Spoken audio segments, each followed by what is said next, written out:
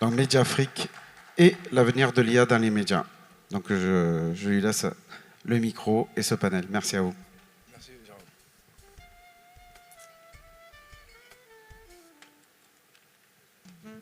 En tout cas, merci pour les excellents, tout ce que vous avez comme discussion à faire aujourd'hui. Et je crois que nous avons le dernier panel. Et j'aurai l'honneur de modérer avec David Gaye, Ousmane Gaye. Et puis, ce qui va être intéressant sur ce panel, c'est d'avoir le grand frère avec nous. Mamadou, je pense qu'on va te rappeler pour aussi venir encore discuter sur ce panel. Et aussi, nous avons Afia Daoud que nous allons aussi avoir sur ce panel avec nous, si elle est avec nous dans la salle pour discuter sur ce panel. En tout cas, moi, je suis content de modérer ce panel et merci d'être là.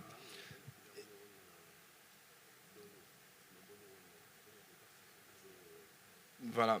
Et je crois que le panel qu'on va avoir aujourd'hui est très important. C'est un panel aujourd'hui qui va parler de l'impact de l'IA avec les médias. Et nous savons qu'aujourd'hui, dans cette transformation digitale, dans notre course à l'IA aujourd'hui, les médias jouent un rôle très important aujourd'hui. Et ce rôle, aujourd'hui, il faut le discuter. Nous avons la chance d'avoir des personnalités très engagées, en tout cas, sur les questions de l'information, mais aussi de la transformation digitale, à la personne de Mamadou Diallo, qui est le patron de CIOMAG, qui va aussi nous partager ces informations, toutes ces analyses qu'il a eu à faire toutes ces années sur le continent africain, mais aussi de par le monde. Et nous avons également Ousmane qui est avec nous aujourd'hui, qui va nous parler de tout ce qu'il est en train de faire, lui, et tout ce qui se fait au niveau du Sénégal actuellement. Et forcément, et nous aurons Madame Daoud aussi qui va nous donner son impression sur comment on peut aujourd'hui rassurer les gens, surtout parce que les médias ont un rôle très important. On a parlé de formation, on parle de tout ce qui est de gouvernance, mais la question importante, c'est comment l'information elle est perçue par la population. Surtout, c'est ça le plus important. Et comment on essaie de vendre cette information et comment on les rend accessibles à nos populations. Et l'honneur que nous avons, c'est d'avoir aussi avec nous David Gaye qui, aujourd'hui, va aussi nous parler de comment lui, il essaie de coordonner tout cela au niveau de TV5 Monde. C'est de dire que ces personnalités qui sont là avec nous aujourd'hui, ce sont des personnes qui sont sur le terrain, mais qui coordonnent aussi l'information. En tout cas, bienvenue. Et nous allons certainement aussi peut-être aller vite parce que les gens sont fatigués. C'est le dernier panel, donc je vois que tout le monde commence à avoir la tête un petit peu. Et surtout au moment où vous avez beaucoup fait aujourd'hui. Mais la première question que je veux poser, ça va être vous, évidemment, grand frère, c'est de dire que comment aujourd'hui vous allez nous parler de l'inquiétude que les gens ont de l'IA aujourd'hui. Et nous savons que les journalistes ont beaucoup peur, beaucoup de journalistes se disent, mais finalement, qu'est-ce qu'on va devenir nous avec l'IA? Mais pourtant, de ma conception personnelle, c'est un avantage colossal aujourd'hui pour le journalisme. Merci. Très bien. Merci beaucoup, mon frère Amadou Diawara, pour cette introduction. Donc, pour rappeler un peu ce que nous faisons, donc CIO Mag est un magazine panafricain qui a été lancé il y a aujourd'hui 18 ans. Donc, ça a été lancé à Marrakech. Et donc, l'objectif, c'est de partager de l'information au niveau panafricain, mais dédié à l'époque au directeur des systèmes d'information.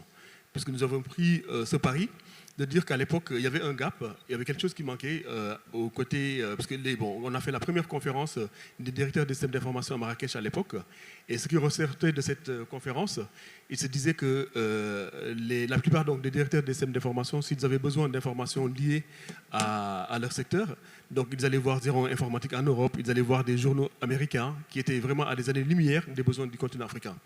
Et donc, ce qu'on a fait, juste après, donc on a créé CIO Mag en 2006-2008 pour justement accompagner cette transformation digitale qu'on commençait à connaître à l'époque du continent africain. Donc, de ce point de vue-là, on a été précurseurs. On a été précurseurs pour avoir vraiment apporté beaucoup de solutions liées à la transformation digitale. Et donc, depuis le début, donc, on s'est basé sur ce qu'on appelle le PI. Donc le P, c'est comme promouvoir l'éthique et, dans le domaine des médias au niveau africain. Donc eux, pour éduquer, éduquer les gens donc, aux outils de la transformation digitale, parce qu'à l'époque, quand on parlait de transformation digitale, quand on parlait de réseau, ça paraissait assez lointain pour la plupart même des DSI et par la suite pour les autres. Et il y a un autre aspect qui concerne également l'éducation. Donc il y a la former, éduquer et également créer une plateforme de dialogue à travers donc, les assises de la transformation digitale. Donc nous avons créé ça donc, pour justement accompagner. Et surtout, un point qui est très important, c'est lutter contre les stéréotypes. Pendant très longtemps, donc, quand on parlait de médias, donc, David en sait quelque chose, quand on parlait, pour un ancien donc, des Échos en France, quand on parlait de l'Afrique, on parlait de guerre, on parlait de famine, on parlait d'autres choses, donc c'était les lignes éditoriales. Et quand on voulait parler de l'Afrique en bien, ça ne les concernait pas. Donc il fallait justement créer des supports de communication qui parlent de nous-mêmes. Donc c'était à nous, Africains, de le faire. Donc à l'époque, on l'a fait donc, en créant CIO Mag avec une équipe très diversifiée, avec des correspondants au Sénégal, en Côte d'Ivoire, au Mali, au Bénin, qui nous remontaient la plupart des informations qui nous permettaient vraiment de les partager. Maintenant, avec l'arrivée de l'IA, donc ces dernières années, ça a beaucoup changé. Donc ça n'a pas beaucoup changé par rapport à notre façon de travailler, parce qu'on a toujours travaillé à distance. Donc le Covid est venu nous renforcer dans notre conviction. Ousmane Gueye en sait quelque chose, puisque les équipes étaient éclatées, donc on faisait des réunions hebdomadaires qui nous permettaient donc, de pouvoir travailler à distance. Donc on a fait du télétravail avant tout le monde, donc on n'avait pas le choix. Économiquement, c'était quelque chose de fiable, qu'on n'avait pas le choix de changer. Donc on a mis en place ce système qui permettait de faire du télétravail. Et l'IA est venue renforcer tout cela. Pourquoi l'IA a renforcé cela ça nous permet donc d'accélérer les process. À l'époque, quand on faisait un article, on était obligé de le soumettre à un correcteur qui relisait. Aujourd'hui, on n'a plus cette nécessité de le faire. Donc aujourd'hui, quand on lit un article, on le met sur l'IA, donc on a la correction automatique qui nous permet donc d'éviter certains écueils. Donc ça nous a permis vraiment d'avancer sur certaines choses. Et ce qui fait vraiment la durabilité de CIO Mag, qui aujourd'hui, juste après encore, continue à perdurer et à exister. Et je pense que l'IA va apporter donc des solutions nouvelles, notamment en matière de traitement de l'information et en matière d'accompagnement pour justement éduquer, former et analyser les informations pour justement, on va y revenir, je pense, par rapport aux fake news. Voilà, on a des outils qui nous permettent donc de détecter ça et puis d'avancer très rapidement. Pour ne pas très monopoliser la parole, donc Non, mais ce qui est intéressant, c'est que moi, je suis la preuve vivante que, à l'époque, moi, juste pour la petite histoire, je suis rentré en Afrique, au Mali, en 2010. Mais c'est à travers les activités que vous étiez souvent en train de mener au niveau de Bercy. À chaque fois, je partais, je regardais l'information. C'est comme ça que je puis voir les avancées et le potentiel qu'il y avait dans mon domaine. Tout ce qui était le digital, ça m'a poussé à rentrer. Je pense que mon ami Bamlo aussi, au Sénégal, ça a dû le motiver beaucoup plus à rentrer. Donc, vous avez poussé beaucoup de jeunes aussi de la diaspora à retourner en Afrique. Et ça, c'est un travail excellent aussi. C'est peut-être la deuxième question que je vais peut-être avoir à poser, mais que je vais peut-être demander à David de rebondir sur ça. Parce que lorsque aujourd'hui les IA ramènent beaucoup de fake news, et là aujourd'hui qui transforment l'information, aujourd'hui vous savez avec les IA c'est facile de monter une vidéo, des scripts qu'ils peuvent faire facilement, mais aussi tout simplement les IA aujourd'hui donnent toute la possibilité de transformer une information et de la biaiser. Donc aujourd'hui comment les médias, quels sont les outils que vous avez David, vous au niveau de TV5 que vous donner à vos journalistes pour apporter des solutions sur cela, mais comment tout simplement vous avez cette approche, quelle approche vous avez au niveau de l'IA, au niveau de TV5 Monde tout simplement? Oui, merci beaucoup Amadou. Donc pour rappeler un petit peu, bon je ne vais pas présenter TV5 Monde, mais juste pour dire que moi je travaille sur l'aspect numérique et on a une présence numérique notamment avec un site d'information qui est beaucoup axé d'ailleurs sur l'actualité africaine, parce que c'est là qu'on a le plus de légitimité, avec notamment beaucoup d'articles vidéo qui sont faits sur la base d'ailleurs de nos JT quotidiens. Comment l'IA a été l'IA a été appréhendée par les journalistes chez nous à TV5 Monde? Pas très bien. Pour être clair, au début. C'est-à-dire que je pense que c'est le cas dans beaucoup de rédactions. C'est-à-dire que quand ChatGPT, en novembre 2022, a créé cette rupture qu'on connaît tous et cette révolution, dans le camp des journalistes, ça a été beaucoup perçu comme une mauvaise chose, comme beaucoup de menaces, beaucoup de risques au niveau de la fiabilité de l'information, etc. Il a fallu beaucoup de pédagogie pour arriver à faire comprendre qu'une approche différente par rapport à l'utilisation de l'IA pouvait être envisagée et que l'IA peut vraiment être utilisée comme un assistant. En fait, c'est comme ça qu'il faut le voir dans la majorité des cas d'usage d'IA de façon générale. C'est qu'il faut voir l'IA comme son stagiaire, comme son assistant. Et si tu as un stagiaire, tu lui confies une tâche, il l'a fait pour toi. En général, tu le relis et tu le valides. C'est exactement comme ça que ça marche en fait l'IA. Et l'idée, c'était d'amener progressivement les journalistes à comprendre que voilà, ces cas d'usage-là vont servir vraiment leur productivité. et non pas les remplacer. Il ne s'agit pas de demander à ChatGPT « fais-moi un article sur les impacts de l'élection de Trump ». Déjà, c'est un très mauvais prompt ce que je viens de faire, même pour ChatGPT, mais en plus, ce n'est pas ça l'idée. Quand on parle d'IA générative, il ne s'agit pas de générer du contenu à partir de rien. Non, il s'agit de générer du contenu à partir de son propre contenu. C'est là où, pour le journaliste, l'utilisation de l'IA apporte une vraie plus-value. J'apporte mon contenu, c'est mon contenu journalistique que je suis allé chercher, que je suis allé tourner, que je suis allé produire, peu importe. Et j'utilise l'IA pour le mettre en forme, nous, c'est ce qu'on fait par exemple, proposer des résumés pour mettre l'article sur Instagram, proposer par exemple du sous-titrage automatique sur mon extrait vidéo, etc. C'est des usages très simples, très basiques, mais qu'il n'y a pas beaucoup de valeur ajoutée à ce qu'un humain le fasse. Et donc, voilà, progressivement, on arrive un petit peu, avec de la pédagogie, à intégrer ces cas d'usage-là au sein de notre rédaction. Et ensuite, pour répondre à la question des fake news, les fake news, c'est un vrai sujet. Je pense que je n'ai pas de réponse, en fait. Je n'ai pas de solution, et je ne sais pas si un organisme de presse ou un média a la solution face aux fake news. Ce qu'on fait, nous, en tant que médias, et ce que font beaucoup de médias, ça passe beaucoup par l'éducation et la pédagogie. En fait, il faut éduquer la population à s'informer correctement. Et le premier rempart aux fake news, pour nous tous, c'est notre cerveau. On a tous un cerveau, en fait. Il faut qu'on l'utilise. Il faut juste qu'on donne les clés aux gens pour comprendre comment ils peuvent identifier une fake news et où ils peuvent aller trouver de l'information fiable. C'est ça, en fait, qui est important. Il y a un problème. On a toujours un petit dilemme aujourd'hui en ce qui concerne les médias. Je prends le cas des grandes plateformes américaines d'IA type OpenAI, mais les autres c'est pareil, où en fait la position des médias, beaucoup en Europe en tout cas, la position des médias c'est de dire je ne donne pas la possibilité à ChatGPT ou à OpenAI de venir prendre les données de mes articles, mes données à moi, parce que c'est mes données.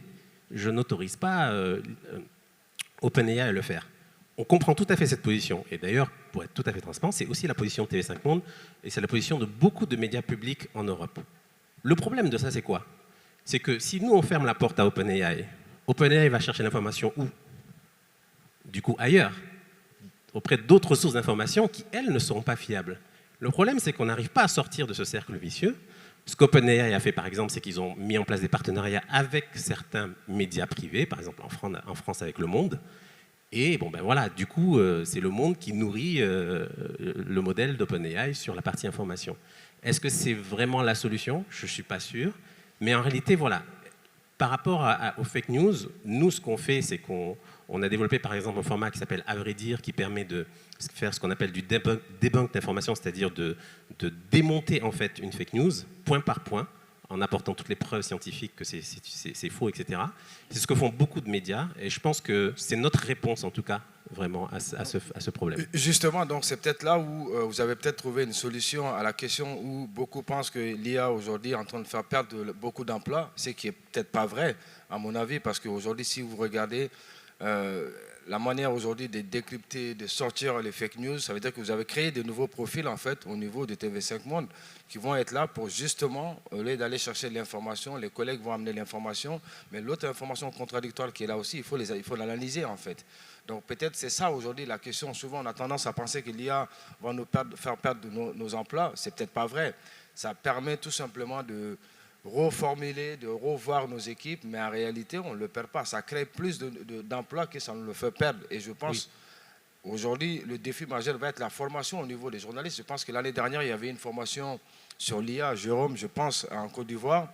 Et Nadège, vous avez participé à ça. Et ça a été quelque chose d'extrêmement intéressant pour former les journalistes par rapport à l'arrivée de l'IA et comment l'utiliser dans les médias. Parce que souvent, l'erreur est comment? Les fake news, souvent, c'est peut-être même pas des fake news, on l'appelle comme ça, parce que c'est un journaliste qui a dit peut-être poster l'information. Et à la base, lorsqu'un journaliste envoie une information, on suppose qu'il y a eu des recherches, il y a eu des enquêtes, il est allé chercher l'information, il le partage avec les autres, mais souvent lui-même, il est aussi induit à l'erreur. Donc ça aussi, c'est la question. Peut-être c'est là où peut-être qu'on va faire la petite transition avec Mme Daoud, c'est de voir est-ce que l'IA est en train de déshumaniser un peu le métier du journalisme aujourd'hui? C'est ça la question aussi. Alors, merci pour la question. J'ai participé récemment à un panel avec des étudiants en journalisme en Côte d'Ivoire. Et ces étudiants-là ont la même peur. C'était les mêmes questions qui revenaient. Après, il faut savoir que le journaliste, aujourd'hui, pour moi, il est le garant de la vérité. Parce que tout le monde est devenu média. On le voit en Côte d'Ivoire, dès qu'il y a un buzz sur TikTok, ça part dans tous les sens. Et après, c'est police secours qui doit faire un communiqué pour démentir. Donc aujourd'hui, c'est vrai que les réseaux sociaux, c'est le laboratoire des IA génératives. Mais il y a un deuxième souci, c'est qu'on a un problème de sensibilisation. C'est qu'on poste tout et n'importe quoi. On ne vérifie pas. Dès qu'on voit un article, on le poste. Même moi, il y a une nouvelle sur OpenAI. Maintenant, on a l'option Task. Donc moi qui fais de la veille IA, je l'ai essayé. Donc elle doit me prendre un peu toutes les infos sur le net. Elle me les envoie au lien.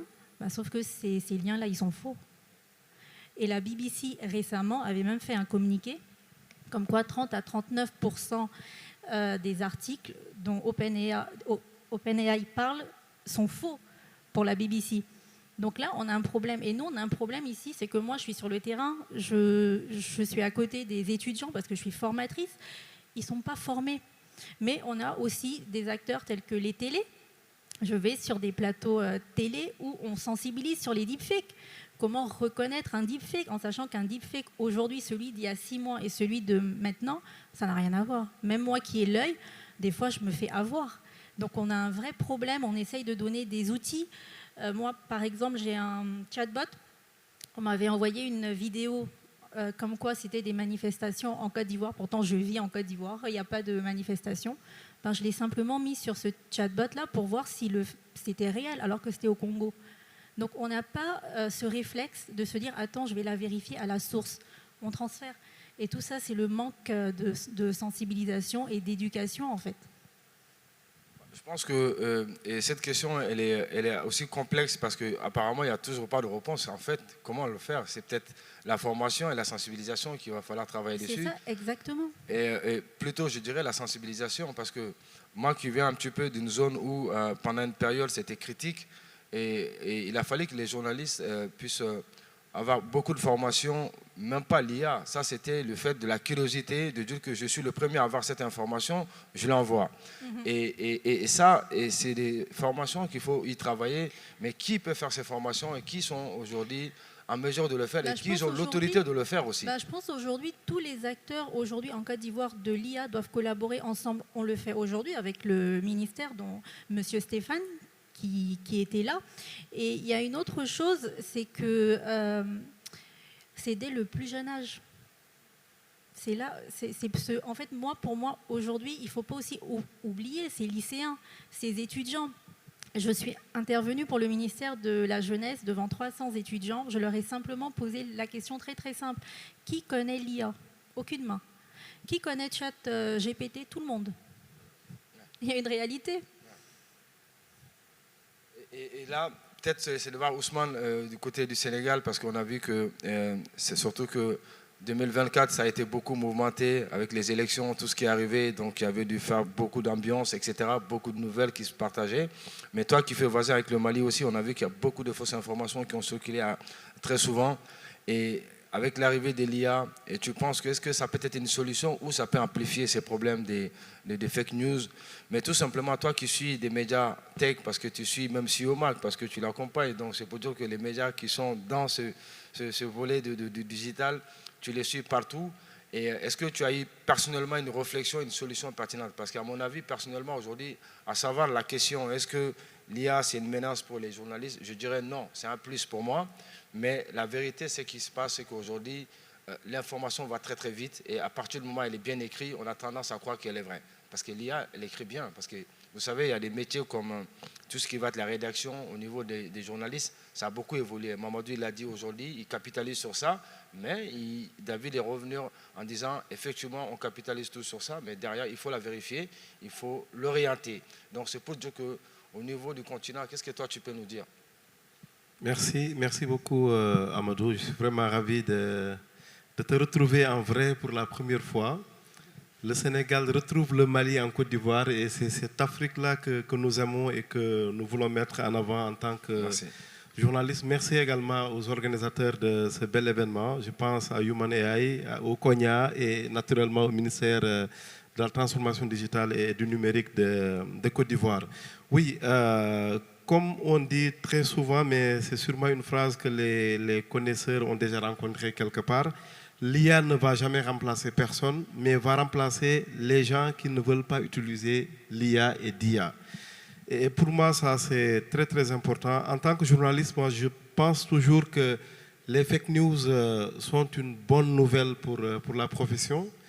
Je sais que je le dis en provoquant peut-être les anciens, David et Mohamedou, mais ce que je veux dire par là, c'est qu'avant, si tout était vrai, si on n'avait pas de challenge, après tout, ça n'avait pas beaucoup de défis et de mérite de faire du journalisme. Mais on fait du journalisme aujourd'hui parce que ça devient très très difficile en 2025 d'exercer cette profession. On est assailli de toutes parts par de fausses nouvelles. Et je disais la dernière fois à Dakar, peut-être que fausse nouvelle n'est pas la bonne traduction de fake news, parce que quand on parle de fake news, il y a une volonté manifeste et affichée de manipuler l'information derrière. Donc pour moi, la fake news, la fausse information ne veut pas forcément dire la fake news, parce que quand on dit que c'est du fake, ça veut dire que derrière, il y a quelqu'un qui a vraiment voulu manipuler.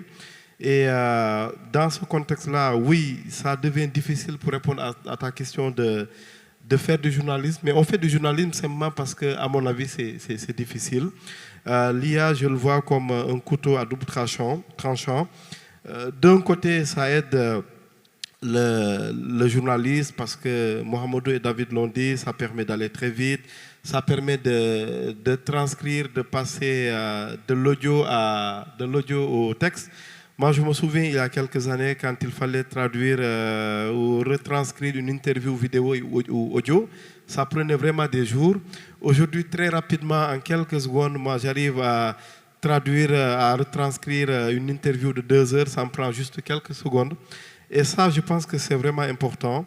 Et de l'autre côté, maintenant, l'IA sera, disons, va constituer un défi énorme pour le journaliste qui ne veut pas se mettre à l'heure d'IA. Ce que j'aime dans l'intitulé du ministère du numérique de Côte d'Ivoire, c'est vraiment le ministère de la transformation digitale. Je pense que ce n'est pas seulement pour l'administration. Tout le monde doit se transformer digitalement et particulièrement à l'heure de l'intelligence artificielle. Oui, l'IA est un formidable outil et je veux juste le concevoir comme ça. Pour les médias aujourd'hui, s'il y a des journalistes qui ne se mettent pas à la page, ils sont obligés. Et heureusement que des organismes comme celui de Jérôme Human AI aident énormément dans la formation, notamment avec une séance de formation dernièrement au Sénégal. Moi, en tant que journaliste, je me forme énormément, aussi bien en présentiel qu'en lisant des tutos, en me formant même via l'IA, sur l'IA. Je pense que c'est ce qu'il y a de drôle. Et enfin, un dernier point, c'est l'éducation au numérique et aux médias. Je pense que David en a dit un mot. Parce que le public qui nous juge, qui dit que Ousmane est un bon, mauvais journaliste, Mohamedou est un bon ou pas très bon journaliste, ce public-là, je pense qu'il doit être éduqué et formé à son tour, parce qu'il y va de la bonne santé de la démocratie. L'information n'est pas seulement que l'apanage des journalistes. Comme l'IA, comme le numérique, c'est vraiment une problématique transversale aujourd'hui qui intéresse tout le monde et qui oriente la bonne marche ou pas de nos démocraties. On a vu tous ces exemples, malheureusement, de manipulation de l'information partout à travers le monde. Donc oui, les médias doivent se mettre à l'heure du digital et du numérique en particulier, et que cela ne passe que si on a un public et des populations qui comprennent. Et pour que le public et les populations comprennent, il faut qu'ils soient éduqués et formés au numérique et à l'IA en particulier. Bon, je pense que la question en ce moment-là, c'est peut-être de voir avec le grand frère s'il peut nous conseiller des outils et aussi quelle stratégie lui il conseille aujourd'hui pour avoir la transparence de l'information. Parce qu'il a beaucoup travaillé sur ces questions-là et toutes ces années, il a eu beaucoup de débats à organiser. Parce que bien avant qu'on parle aujourd'hui de l'intelligence artificielle, il parlait aujourd'hui des réseaux sociaux déjà, des committee management, etc. Donc vous savez, c'est là où les médias, c'est important aujourd'hui d'en discuter ce sujet-là, parce que à un moment donné, on n'avait plus le journal qu'on achetait dans le kiosque, c'était le journal en ligne. Après, ainsi de suite, on est passé en ce moment, tout le monde était devenu journaliste parce qu'avec les committee management, etc. Et là, aujourd'hui, avec l'IA qui arrive, avec aujourd'hui les réseaux comme X, où on peut générer des images, on peut générer des vidéos, on peut, avec les trolls qui sont là aujourd'hui pour manipuler, envoyer l'information, on s'est dit, bon sang, mais comment ils font les journalistes, comment ils vont essayer de se trouver dans ces bourbiers? Peut-être qu'il faut une stratégie, il faut des outils aussi de transparence. Peut-être que le grand frère peut nous donner son point de vue et peut-être qu'on fera un tour d'étape pour la question. Donc je pense que ce qui est très important, tout à l'heure, Mme Daoud avait dit, tout le monde peut se décréter journaliste du jour au lendemain et se mettre à produire du contenu. Et ce qui fait la différence chez un journaliste, c'est deux aspects, c'est l'éthique et la déontologie. Si on a l'éthique et la déontologie qui forgent le journaliste, on peut faire quelque chose de différent, quelque chose de différenciant par rapport à tous ceux qui produisent du contenu et qui ne sont pas du tout qualifiés à le faire. Donc je pense que la fonction de journaliste continuera à perdurer autant qu'on aura des besoins d'informations claires et transparentes. Donc je pense que c'est un métier qui ne va pas disparaître et que David l'a dit tout à l'heure, donc avoir les outils d'IA, c'est comme avoir un assistant à la maison. Ça permet de brainstormer, ça permet donc d'avoir, si on a des thématiques à aborder, de pouvoir interroger son assistant IA et avoir quelques pistes de réflexion. Mais par contre, le travail de contenu, le travail professionnel, comme l'a dit Ousmane, c'est aux journalistes de le faire. Et je pense que s'il est animé de ces outils liés à la déontologie et à l'éthique et même au professionnalisme, on arrive à produire du contenu différent de ce que peuvent proposer certains qui se décrètent journalistes et qui ne le sont pas. Donc je pense que l'IA peut le faire. Donc, pour répondre à la question liée donc, aux fake news, donc là également, je pense que même au sein de l'IA, donc il y a des outils qui peuvent le permettre de le faire. Donc on peut analyser et pousser l'information déjà sur l'IA et voir la véracité. Donc je pense qu'il y a des outils qui permettent donc de nous donner, donc s'il y a des sources déjà existantes sur certaines informations, donc ils vont nous le sourcer pour dire que cette information-là existe et ça a été sourcé à tel endroit. Et ça nous donne une base de travail qui nous permet donc justement d'avancer sur des pistes de réflexion avant d'aller plus loin. Et bien je pense que voilà, c'est quelque chose de très important qu'on a aujourd'hui. C'est vrai. Je me considère plus comme journaliste. Aujourd'hui, je suis plutôt éditeur que journaliste. Mais je pense que voilà, toutes mes équipes de journalistes ont cette démarche pour aborder l'information et de pouvoir donner de l'information claire et très précise.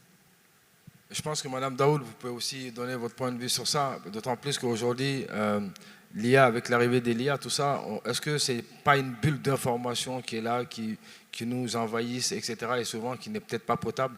C'est certainement ça aussi. Malheureusement, aujourd'hui, on a les bulles de filtre, donc on est positionné sur nos opinions. Si on aime telle partie, on regarde juste sur les réseaux, on n'aura que ça. Vous savez, à l'époque, pour moi, je suis née en Côte d'Ivoire, je me rappelle, mes parents partaient acheter le journal. On partait pour le prendre. Et maintenant, on se réveille le matin, on est sous une masse d'informations et le monde, il change. Et là, c'est pourquoi aujourd'hui, il faut avoir l'esprit critique. Même en temps d'élection, on va jouer sur les émotions. On va tout de suite faire une image. Bon, je suis spécialisée en génération d'images. Et quelquefois, je vais voir ce qui se fait sur la Côte d'Ivoire. Et c'est intéressant de voir tout ce qui se fait. Tu me fais une guérilla, tu me fais un homme qui est armé. Parce que certes, on a une technologie telle que l'IA qui peut contrer les fake news, mais en même temps qui peut être vecteur de beaucoup de choses. Aujourd'hui, il suffit de prendre la voix d'une personnalité et on la balance sur WhatsApp. Donc aujourd'hui, on a le devoir de sensibiliser cette population-là, de ne pas tout croire, de ne pas croire à tout. Et c'est pour ça, encore une fois, je dis aujourd'hui, le métier du journaliste, il est encore plus crucial. Dur, certes, mais encore une fois, c'est lui, au final, le garant de cette vérité-là. Justement, est-ce que ça ne ramène pas à une question qui avait été posée dans la salle concernant les données à caractère personnel? Parce que techniquement, lorsqu'on est journaliste, on va à l'information, on va vers des gens, on arrive à accueillir des informations. Ce sont ces personnes qui décident de leur consentement à donner cette information, parfois à donner même leur image. Et aujourd'hui, ce n'est plus le cas. Je m'assois, je prends la photo de Jérôme et je fais une publication et je lui dis, il est en train de faire la fête à Abidjan, et puis c'est fini, tout le monde va croire. Puisque c'est Amadou qui a lancé ça, c'est son ami, donc c'est parfait. Or, tout le monde sait que c'est faux. Mais la question aujourd'hui, est-ce que la question des données à caractère personnel, c'est peut-être ça aussi. On parle de réglementation en Europe, etc. Mais je pense que le monde d'aujourd'hui, on ne doit plus être dans un monde de sectaire. On a vu les Européens, ils ont beaucoup suivi les Américains. Aujourd'hui, ils sont à la traîne. Et nous, les Africains, est-ce que devrons-nous aussi suivre les Européens pour être à la traîne? Est-ce que ce n'est pas maintenant aussi qu'il faut prendre ce sujet-là? Parce que tout à l'heure, j'avais entendu quelqu'un dire que ce qui est bien en Afrique, il n'y a pas de loi. C'est faux, il y a des lois en Afrique. Bien sûr qu'il y a des lois en Afrique. Maintenant, ces lois-là, est-ce qu'ils sont bien appliquées? Est-ce qu'ils sont... comment dirais-je, connus de la population? C'est justement la question. D'où ça ramène encore au métier de journaliste. Donc ça veut dire qu'aujourd'hui, malgré la transformation digitale, malgré tout ce qui part aujourd'hui, la formation revient au niveau tant des journalistes, mais aussi de la population. Et ça ramène à une des questions que vous avez soulevées tout à l'heure, la sensibilisation de la population. La sensibilisation, justement. Mais aussi, il y a une chose qui est importante, le gouvernement fait de la sensibilisation énorme. Même si je vais juste prendre le PLCC, aujourd'hui, ils font également de la sensibilisation sur Facebook. Qu'est-ce qu'on peut faire? Qu'est-ce qu'on ne peut pas faire? Aujourd'hui, il y a eu pas mal d'ateliers avec le ministère pour sensibiliser. Donc, je pense que c'est tous ces acteurs-là. Si, encore une fois, on arrive à collaborer, on pourra sensibiliser cette population. Parce que nous aussi, on a nos réalités en Afrique. Donc justement, peut-être, on a parlé aussi du Sénégal. Il y a une des panélistes qui a parlé aussi d'une start-up au Sénégal qui est en train de travailler pour informer sur le Wolof. Mais c'est aussi là aussi nos dialectes, parce que dans nos pays aussi, il faut voir le taux aussi d'alphabétisation. Et aujourd'hui, l'information, comment elle arrive. Et vous savez, c'est cette majorité plus ou moins qui n'est pas peut-être instruite, qui souvent est très motivée à partager l'information, à le relayer dans les différents groupes, etc. Comment aussi les former, Ousmane? Et peut-être sur ça, parce que ça c'est une question importante aussi, parce que l'information arrive, bon, peut-être qu'à la fin de la journée, nous tous ici, qu'on va regarder sur les réseaux sociaux ce qui s'est passé, mais je suis sûr que chacun d'entre nous aujourd'hui a dû regarder son LinkedIn ou son Facebook, voir voilà, les réactions sur la journée qu'il est en train de passer à l'IA, mais pas pour voir ce qui se passe dans la ville de façon générale. Mais la population aujourd'hui qui n'est pas peut-être instruite aujourd'hui en alphabet, elle est beaucoup plus nombreuse et c'est elle qui partage le plus d'informations. Et généralement, dans les groupes WhatsApp, ils envoient toutes sortes d'informations. C'est une excellente question. Moi, j'ai interviewé un jour un brillant professeur en droit de l'université Cheikh Anta Diop, que Mohamedou connaît peut-être, le professeur Abdoulaye Sakho, qui disait en parlant à un public très jeune qu'il suffit de cliquer sur « j'aime » concernant une publication pour peut-être même se retrouver un jour en prison. Et c'est très très intéressant, important comme enseignement, parce qu'on peut penser qu'en regardant juste un contenu, en cliquant sur j'aime, on peut penser que c'est anodin, alors que ça peut être très très lourd de responsabilité. Donc effectivement, mettre l'accent sur la formation, j'y reviens, des populations, c'est vraiment très très important. Parce que ça n'a pas de sens d'avoir une petite élite qui brille, qui comprend les enjeux, et de l'autre créer un vaste fossé avec les populations, alors qu'on sait que toute notre légitimité repose en réalité sur cette population que nous représentons si nous sommes des gouvernants, ou au nom desquels ou dans laquelle cette population nous parlons quand nous sommes journalistes. Donc c'est vraiment important de ne pas oublier ces acteurs-là. Et au Sénégal, on a la chance d'avoir développé un certain nombre d'outils en nous basant sur l'IA. Je vois que tu es très très informé de ce qui se passe au Sénégal, avec pas mal d'outils aujourd'hui qui permettent aux populations de comprendre, qui permettent à ces populations d'interagir par exemple avec une application dans le cadre de la digitalisation des procédures administratives.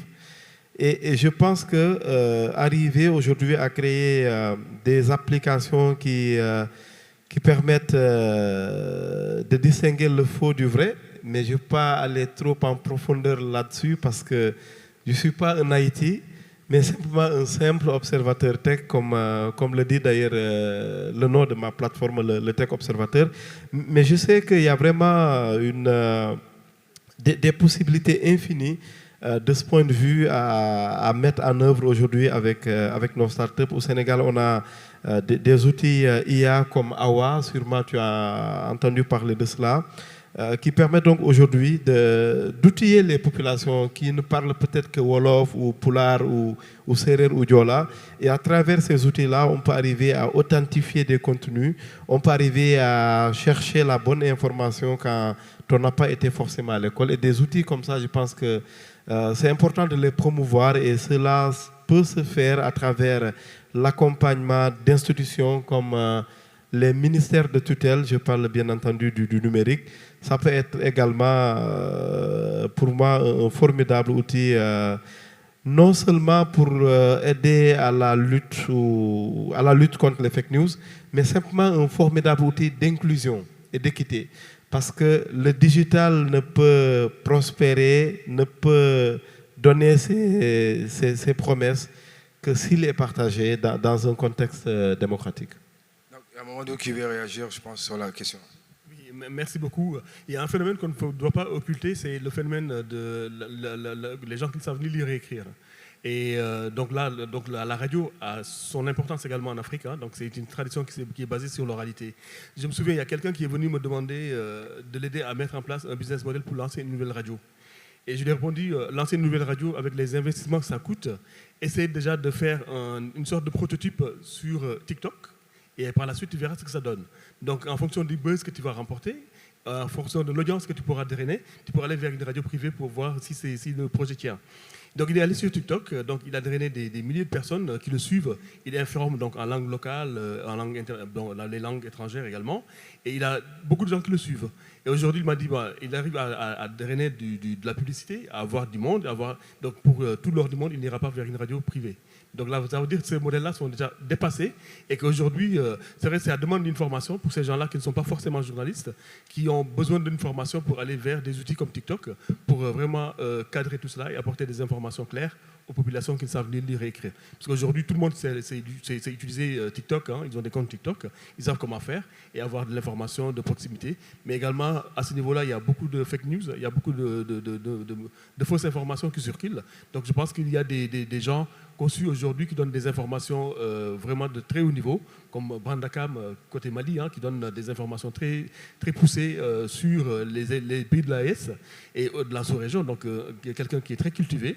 Et je pense que tous ces gens-là mériteraient donc d'avoir une formation beaucoup plus poussée pour justement accompagner ces populations vers ces outils-là qui sont TikTok et autres liés à la digitalisation. Écoute, je pense que l'expérience que tu viens de partager répond à beaucoup de questions aujourd'hui, parce que la question qui se pose beaucoup, les journalistes se disent que on va perdre notre boulot, mais en réalité, vous venez de donner l'exemple avec la radio qu'on ne perd pas, mais il faut s'adapter en fait. C'est pourquoi beaucoup de métiers comme les dentistes, avec la mécatronique, tout ça, moi je dirais qu'ils ne vont peut-être pas disparaître, mais vont s'adapter. Mais beaucoup de métiers comme tout ce qui va être le droit, tout ce qui va être la rédaction, ils vont changer, ça va s'adapter. Peut-être on n'aura pas besoin de beaucoup d'assistantes, mais on aura toujours besoin de quelqu'un, comme il a dit David, pour relire, revoir et l'orienter vers le sens qu'on voudrait. Mais c'est peut-être aussi, David, pour moi aussi, et cette question, je pense que vous qui, TV5 Monde est un média quand même qui est un peu partout dans le monde aujourd'hui et qui arrive à avoir plusieurs programmes sur l'Afrique et le monde. Comment vous faites face réellement? Parce que c'est peut-être de conclure aussi avec ça. Quelles solutions concrètes vous avez trouvées? Parce qu'on a peut-être aussi des journalistes aussi qui sont indépendants. Ça les fatigue beaucoup parce qu'ils n'ont peut-être pas la machine derrière. Un journaliste indépendant comme TV5 ou Siomag aujourd'hui, comment il va avoir les outils nécessaires pour pouvoir contrôler tout ça, donner la bonne information et rester crédible? Parce que c'est ça aujourd'hui. Parce que la question qui se pose aujourd'hui, lorsqu'on a une information aujourd'hui, on s'est dit, peut-être qu'il y a 2-3 médias, tant qu'ils ne l'ont pas dit, ce n'est pas crédible. Vous voyez comment ça pose l'information. Elle est aujourd'hui très, très compliquée, en tout cas à vérifier pour les journalistes indépendants. Il y en a beaucoup qui souffrent de cela. Mais peut-être que vous avez des solutions pour ça. Et pourquoi pas les grands médias comme TV5 ne peuvent pas prendre en charge avec Human AI, par exemple, des Gentlemen Agreement pour former les journalistes indépendants. Parce que c'est souvent leurs correspondants dans nos pays qui ont l'information, mais qui peut-être n'est pas une bonne information. Et aujourd'hui, on peut former ces personnes-là, dès que TV5 met l'argent, Human AI, voilà, c'est ça, et on forme ces indépendants. Voilà, un peu ça, c'est peut-être des possibilités. Peut-être que ce n'est pas dans tes cordes, mais j'aimerais bien que mes frères, quand même, indépendants, qui sont correspondants, puissent bénéficier de cette information, quand même. Je sais déjà qu'en tout cas, nos correspondants à nous, on les forme et on les inclut dans notre process, en tout cas, de formation ou d'augmentation de notre production via l'IA. Mais c'est vrai qu'en termes d'outils aujourd'hui, ça reste quand même assez compliqué. En fait, pour moi, le contenu journalistique reste sensible. Donc, il faut faire très attention sur les outils qu'on utilise. Voilà, si je dois parler aux journalistes, je ne suis pas journaliste, pour info. Je ne sais pas si, voilà, mais c'est pour que ce soit clair. Moi, je suis dans le domaine de numérique et d'innovation, mais je peux accompagner les journalistes sur la mise en place d'outils, etc. Et il faut faire attention justement à l'utilisation des plateformes publiques. C'est très, très important. Aujourd'hui, quand vous utilisez ChatGPT en version gratuite, toutes les interactions que vous avez avec ChatGPT restent dans les serveurs de ChatGPT. Donc, il faut avoir conscience de ça. Donc, potentiellement, vous construisez un article et vous demandez à ChatGPT de le réécrire, de faire un résumé, etc. Ben, l'article que vous lui avez donné, il l'a aussi.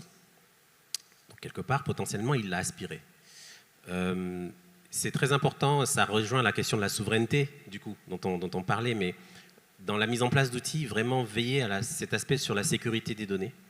Et donc, si on doit mettre en place des outils, il faut essayer de le faire dans un cercle, dans un environnement technologique qui est maîtrisé.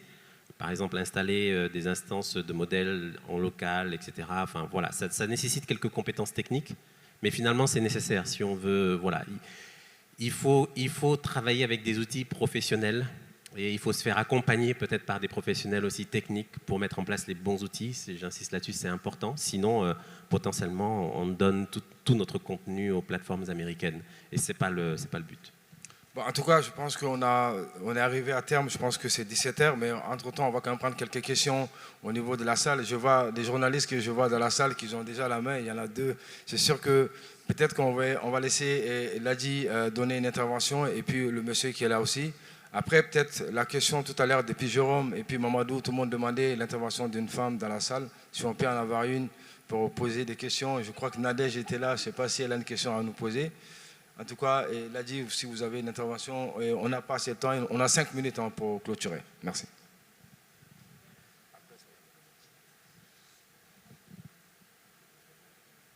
Donc, on va peut-être donner au monsieur à côté, il est juste à côté, après ça va passer avec Ladi pour gagner du temps. Merci. Merci beaucoup. J'aimerais remercier tous les initiateurs et remercier mon confrère l'ambassadeur AI qui fait beaucoup pour que ces événements-là se tiennent. Je suis Trevor Villard, je suis consultant en politique d'intelligence artificielle, président du réseau des ambassadeurs de santé numérique africains et je suis le directeur de l'agence d'intelligence artificielle Neuraking. Alors, j'ai entendu là beaucoup de choses intéressantes, souveraineté, protection des données, c'est très intéressant. La colle, c'est qu'il n'existe pas de neutralité en IA. Et les IA que nous avons sont nourries des connaissances, sont alignées sur les valeurs des pays qui les produisent. Vous allez tout de suite en direct, si c'est possible, poser la question à l'IA, que je ne sais pas quelle IA vous allez choisir, ChatGPT, tout ce que vous voulez. Vous lui demandez il y a combien de genres sexuels, ou il y a combien de pratiques sexuelles, machin et tout. Soit il s'abstient, soit il vous donne plusieurs genres. Il y a un problème, c'est quand on parle de souveraineté, il y a un problème, c'est d'abord la souveraineté cognitive. L'autre problème, c'est les biais cognitifs qu'il faut corriger.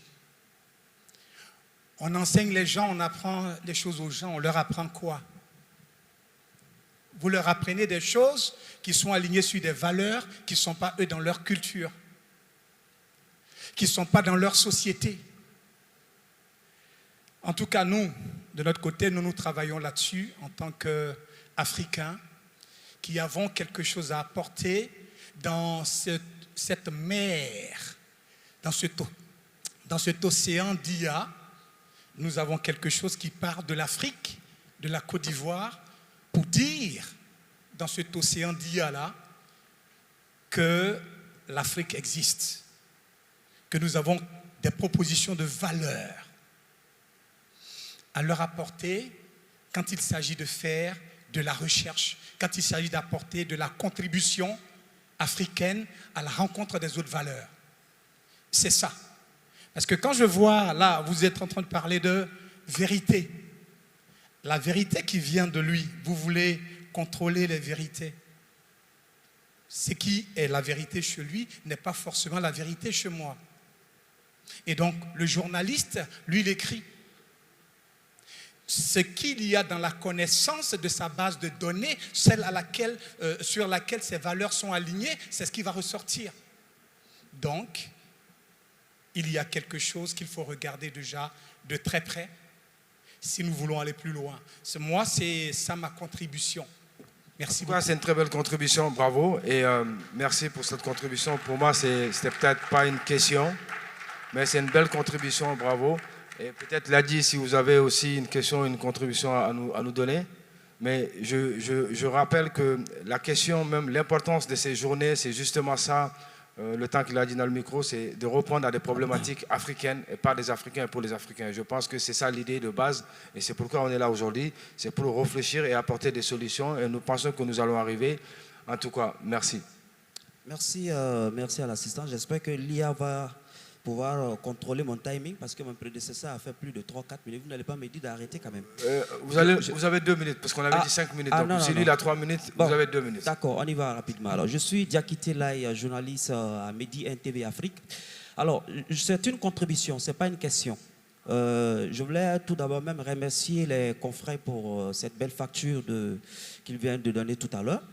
J'ai reçu il y a 2 ou 3 jours le président de l'AFDIP. L'AFDIP, c'est l'association africaine des directeurs des ressources humaines et personnelles. Et je lui ai posé la question, est-ce que l'IA va supprimer certains emplois? C'est la question que je lui ai posée. Mais comme ce panel n'est pas... ce sujet ne traite pas ce sujet, mais ce panel qui traite le sujet, c'est comment l'IA va... elle détruit le métier du journalisme? Je dis simplement non. Pourquoi non? Parce qu'ici, on parle de 3 choses. Peut-être qui englobe tout ce qui fait l'IA. On parle de la désinformation qui est la maltraitante d'information. On a parlé de PLCC, on a parlé de trucs. Voilà. Mais ce que je peux développer ici, au moment où vous parlez, moi-même, je suis allé, j'ai demandé l'IA. Je lui ai posé la question, qu'est-ce qu'il me va dire? L'IA sera utilisée pour créer du contenu qui imite le style d'écriture ou la voix d'un journaliste. Ce n'est pas juste pour les remplacer, mais pour leur permettre de produire davantage. Alors, je veux dire quoi? Le journalisme traditionnel, le doyen est là, Ousmane est là. Le journalisme traditionnel, c'est quoi? C'est la radio, c'est la télévision. Ce sont les spécialistes. Nous, journalistes, nous sommes spécialisés dans nos différents secteurs. Il y a des journalistes économiques, il y a des journalistes spécialisés en technologie et tout. Il y en a plein. Il y a des journalistes de l'investigation. Pour divulguer une information aujourd'hui, ce n'est pas une seule journée. La vraie information, ce n'est pas une seule journée. C'est d'avoir le sujet, traité comme il se doit avant d'informer. C'est-à-dire, tu dois investiguer. Tu dois chercher à connaître qui, quoi, comment, avoir tout ce qu'il faut pour pouvoir publier l'information. L'IA n'est qu'un outil complémentaire pour accompagner les journalistes dans ce qu'ils font. Deuxième chose que je voulais ajouter, madame a parlé de PLCC. Le PLCC ne réagit pas dans le domaine du journalisme. Le PLCC, c'est une politique gouvernementale que depuis 2018, il y a pas mal de pays africains qui ont voté des lois pour lutter contre la cybercriminalité. Donc, je pense que le rôle des PLCC, c'est un peu ça. Troisième chose, on a parlé de la maltraitance de l'information, qui est les fake news que les gens voient aujourd'hui. Il faut bien préciser. Mon confrère de TV5 a donné quelques détails. Je pense qu'aujourd'hui, dans une grande rédaction, dans le métier d'un journaliste professionnel, nous avons le temps de savoir, de vérifier l'information. C'est vrai que vous qui êtes sur les réseaux sociaux, qui voulez vous informer, vous ne pouvez pas faire la même chose que nous. Mais ce que nous, journalistes professionnels, vous demandons de faire, c'est de se fier sur certaines sources. Ces sources ne peuvent seulement pas être que le journaliste en question, mais il y a des sites d'information. Il y a aujourd'hui qu'est-ce que j'allais dire, il y a des sites d'information, vous avez les chaînes WhatsApp. Tous ces grands médias que vous connaissez, thèmes radio et télé, sont sur WhatsApp aujourd'hui. Pour finir, je vais vous dire, il y a aussi nos départements, que ce soit les ministères, les structures institutionnelles, ont tous aujourd'hui des sites web comme des pages. Vous pouvez aller là-bas pour vérifier les informations. Vous n'avez pas besoin aujourd'hui d'aller sur quelqu'un qui cherche de buzz. Je termine, Amadou, s'il vous plaît. Merci. Voilà, parce qu'il y a ceux qu'on appelle les chercheurs de buzz qui n'ont rien à voir avec le journalisme. Parce que le fake news dont on parle, si on veut rentrer pour développer ceci, c'est trop. Parfois, ce sont des personnes mal intentionnées. Parfois, ce sont des politiques soutenus par l'opposition. On en sait, donc on ne va pas développer tout ça. Merci, mais pour terminer, je dis simplement que... Merci, on n'a plus pas le temps. Merci. On voudrait que tu respectes quand même cet timing, s'il te plaît. Et c'est peut-être ça aussi, les journalistes. Hein, donc certainement, l'IA ne pourra jamais remplacer et peut générer, mais ne pourra pas remplacer l'humain comme des réactions vives comme ça. Le ChatGPT ne peut pas réagir comme ça, comme les désinterventions qu'on a eues. Donc forcément, elle va toujours générer des textes, mais elle ne pourra jamais remplacer l'humain, l'IA. Ça, c'est sûr et certain. Peut-être c'est là où... Je ne sais pas si on va peut-être clôturer et ce panel. On va toujours commencer par Daoud, comme ça, peut-être, on va dire en 30 secondes rapidement. Parce que, en 30 secondes, moi, voilà. je pense que tout a été dit. Et encore une fois, c'est vrai qu'on pense que le journaliste tel qu'il est va disparaître, mais non, je pense qu'il a encore un avenir radieux devant lui. Donc, il n'y a pas d'inquiétude à avoir. Et... voilà, donc j'ai écouté également la contribution de monsieur qui avait bien raison. On parle beaucoup de choses, hein, gouvernance, souveraineté, mais il y a les réalités africaines, c'est vrai. Mais je pense que voilà, ça peut toujours faire l'objet d'un autre débat.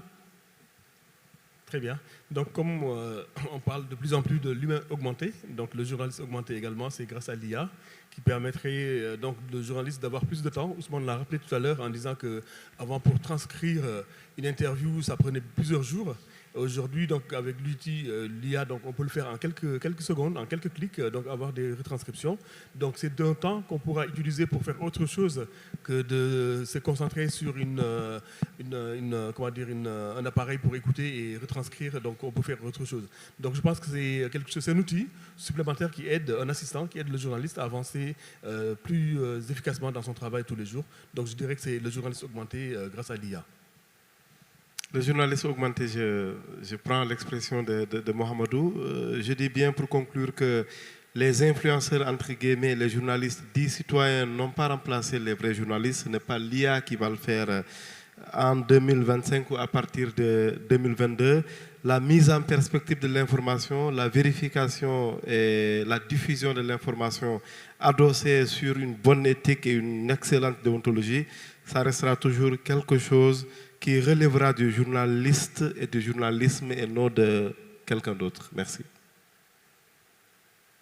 Je pense que tout a déjà été dit, mais je veux juste pour quelques mots, pour dire qu'il ne faut pas oublier que l'IA reste un outil et une technologie. Ce n'est rien d'autre que ça.